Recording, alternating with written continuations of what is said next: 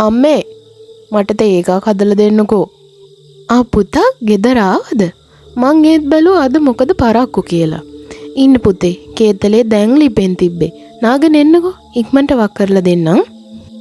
නෑ අම්මේ අද අපි ටිකක් වැඩියෙන් පුරුදු වුණා. ප්‍රැක්ටිකල් ළඟ නිසා.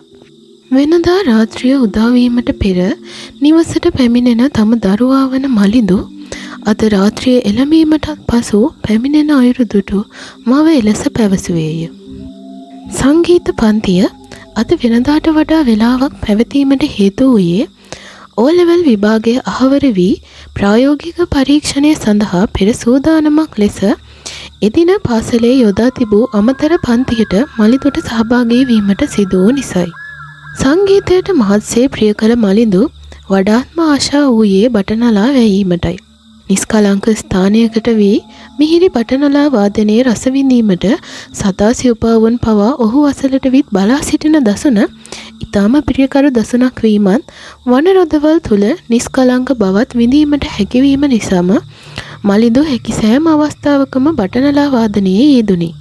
පාසලේ සංගීත විෂයට මහත්සේ දස්කම් දැක්වූ මලිඳු තරඟී සවතුලින් ජයග්‍රහණද ලබා සිටි ශිෂ්‍යයෙක් වූ අතර පාසලේ ප්‍රායෝගික පරීක්ෂණය අහවර වී විභාග වැඩ සියල්ල අවසන් වූ නිසාම ඔවුන්ගේ පවුලේ අය එක්ව දුම්රිය ඔස්සේ චාරිකාවක් යාම සඳහා පිටත් වීමට දින නියම කරගත්තේය. දින කිහිපයක් ගත වී අවසානයේ දිනය උදා වීය.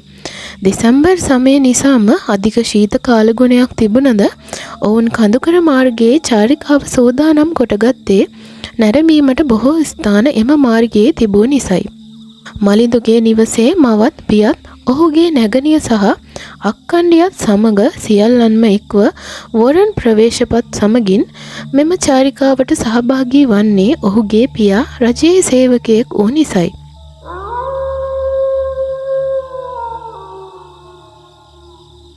මලිඳු කොතැනක ගියද ඔහුගේ සුපුරුදු බටනලාව අමතක නොකළේය.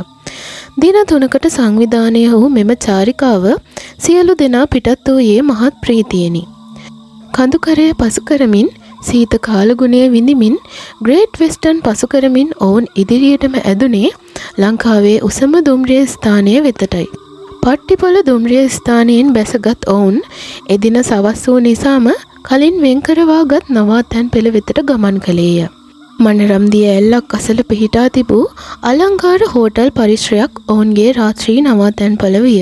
තවමත් රාත්‍රිය උදා නොවී තිබූ කඳුකරය සවස් කාලයට ඉතාමත් සුන්දරත්වයක් ගෙන එන්නේ මීදුම් සහිත කාලගුණයයි. පරිසරයේ සුන්දරත්වය විඳීමට ප්‍රිය වූ මලිඳු පියාද නැගණියන් දෙදෙනාද කැටුව අසල වූ දිය ඇල්ල අසලට ගමන් කරන්නේ තම බටනලාවද රැගෙනයි.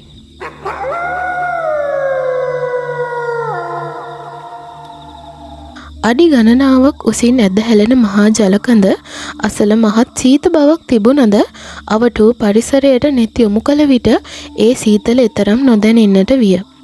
අසල වටපිටාවේ වූ රබර් යාය දෙසින් රැහැයන්ගේ විලාප හඬ පමණක් ඇසුන නිසා ඒ හඬට තමාගේ බටනලාවේ මිහිරියාව එක් කිරීමට මලිඳුහට දැඩි ආශාවක් ඇතිවිය.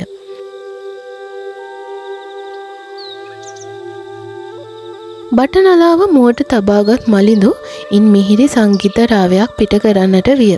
සවස් කාලයේ නිහැඬියාව බිඳිමින් වනයේ පුරා මිහිරි සංගීත රාවය පැතිරී ගිය අතර ඒ අතරම සංගීත රාවය ඔස්සේ එක් ආත්මයක ඇල්මද එම සංගීත රාවයට එක් වූ බවක් මලිඳුට නොදැනුනේය. රබර් යාය සිසාරා නැගුණු ඒ රැහැයි විලාපය එකවරම අතුරුදහන් වී යන්නේ කිසිවකට බිය වී පලා ගියාක් මෙනි. මෙතෙක් වේලා මිහිරියාවෙන් පිරී තිබූ වටපිටාව එක්වරම ඝන අන්ධකාරයකින් වෙලා ගත්තාක් මෙන් කළුවර වන්නට විය. කිසිදු වෙනසක් මායිම් නොකළ මලිඳු තවදුරටත් බටනලා වයිමින් සිටින්නට විය.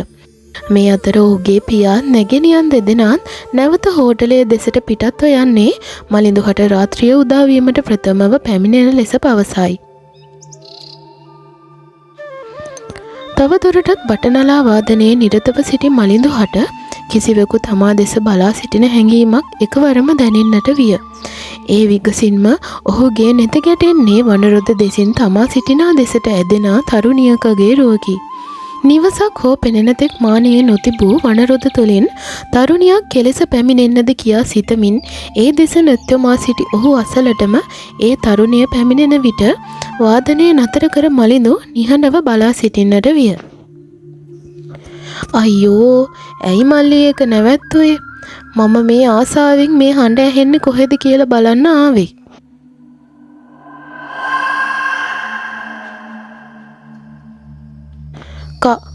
කවුද ඔයා? මලිඳු ගොත කසමින් පවසද්දී මොකද මේ බය වෙලා? මම මේ එහා පැත්තේ ඉන්නේ.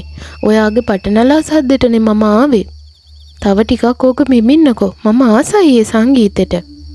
එම වදන් සමග නැවතත් මලිඳු බටනලාව වයන්නට පටන්ගත් අතර මේ අවස්ථාවේ ඔහුට වාදනය පාලනය කරගත නොහැකි බවක් හැඟෙන්නට විය. බටනලා වාදනයට වශී වීමෙන් බලා සිටින අඳුනන තරුණිය දෙස බලාගෙනම වාදනයේ නිරත වූ මලිඳු හට කාලය ගතවන බවක් හෝ නොදැනෙන්නට විය.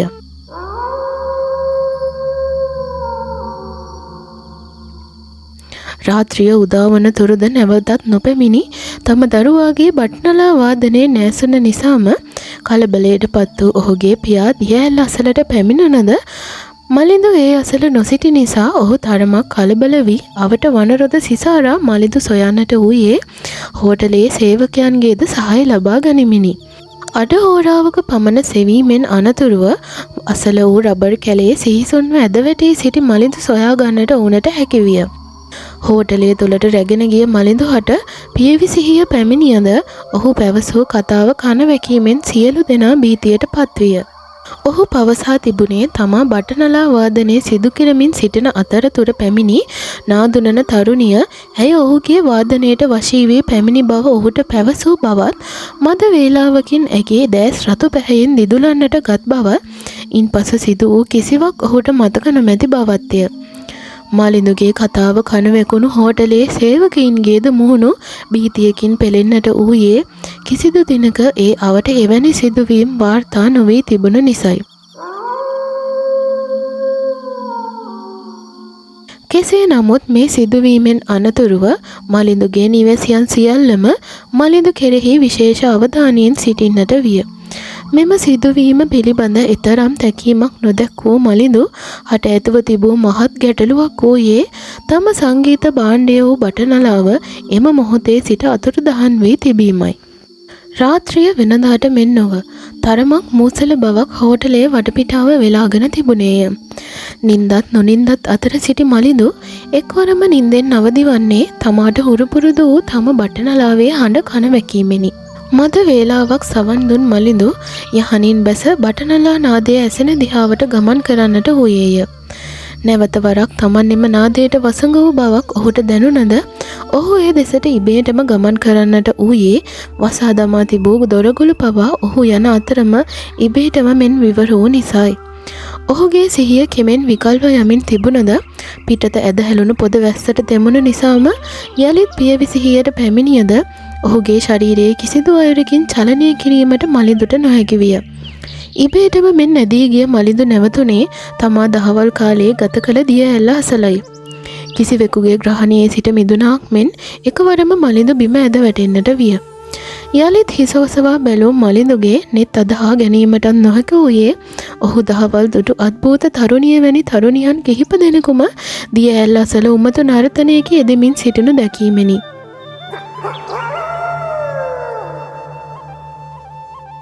කෑ ගසන්නට සිතුවද කිසිදු හඬක් ඔහුගේ මුවින් පිට නොවූයේය.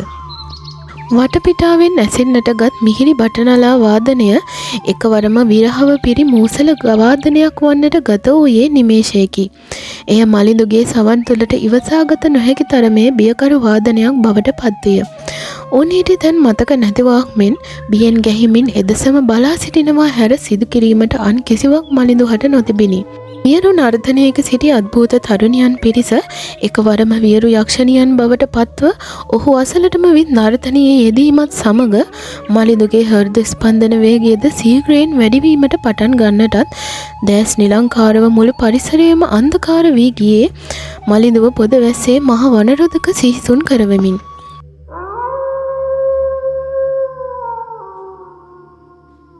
නැවත පියවි සිහියට පැමිණි මලිඳු රෝහල් ගත කර සිටි අතර සිහි එළඹි මොහොතේ පටන් බටනලා වාදනය තමාට අවශ්‍ය බව කියමින් උමතුවෙන් මෙන් කලහකාරී ලෙස මේ අත දඟලමින් මලිඳු කලබල කරන්නට ගත් නිසාම ඔහුව රෝහලෙන් පිටතට රැගෙන යාමට ඔහුගේ දෙමාපියන්ට සිදුවිය.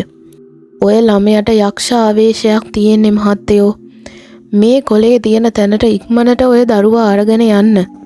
රෝහලෙන් පිටවන අවස්ථාවේ පිටද බංකුවක අසුන්ගෙන සිටි මහලු මිනිසකු එලෙස පවසා කොල කැබැල්ලක් මලිඳුගේ තාත්තා අත තැබුවේය. තම දරුවා කෙසේ හෝ බේරා ගැනීම සිහියේ තිබූ ඔවුන් ඒ මිනිසා කවුරුද කියා හෝ නොදැනම කොල කැබැල්ලේ තිබූ ලිපිනය වෙත ගමන් ඇරඹීය. ගල්තලාවක් අසල නිස්කලංක භූමියක පිහිටා තිබූ කුඩා පන්සලක් ඔවුන්ගේ ගමනාන්තය විය. විහාර භූමියට ඇතුල් වන විටම නැවතත් මලිඳු යක්ෂාවේශයෙන් කෑගසන්නට විය. ඔහුව වත්තම් කර ගැනීමට තාත්තාහට අපමණ වෙහෙසක් දැරීමට සිදුවිය. මේ විලාප හඬ ඇසුණු වයසක ස්වාමීන් වහන්සේ නමක් විහාරයෙන් පිටතට පැමිණ "මොකද මහත්තයෝ ඔතන ඔය කලබලේ? අවසරයි හාමුදුරුවනේ."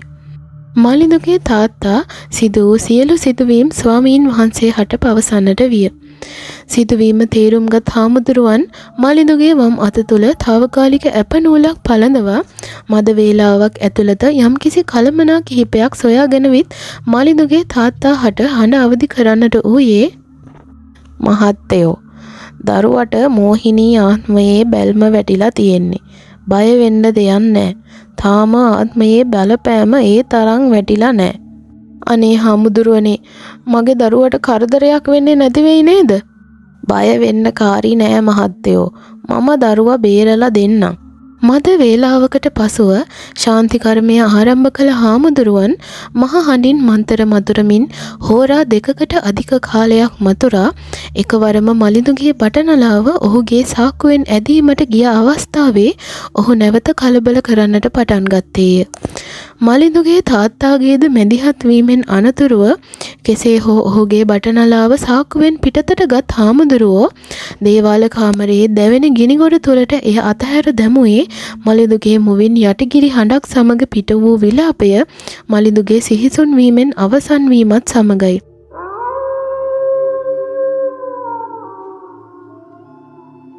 සුළු මොහොතකින් පියවි සිහිය ලැබූ මලිඳු හට කිසිවක් මතකයේ නොතිබිනි.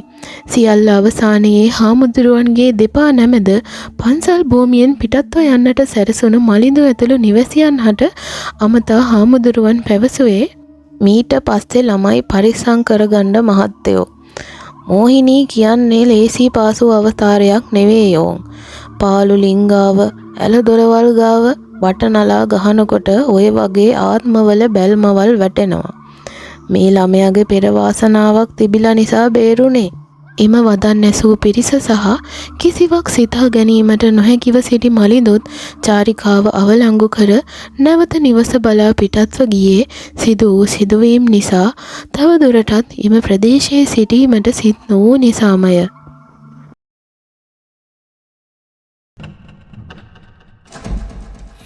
Ha ha ha.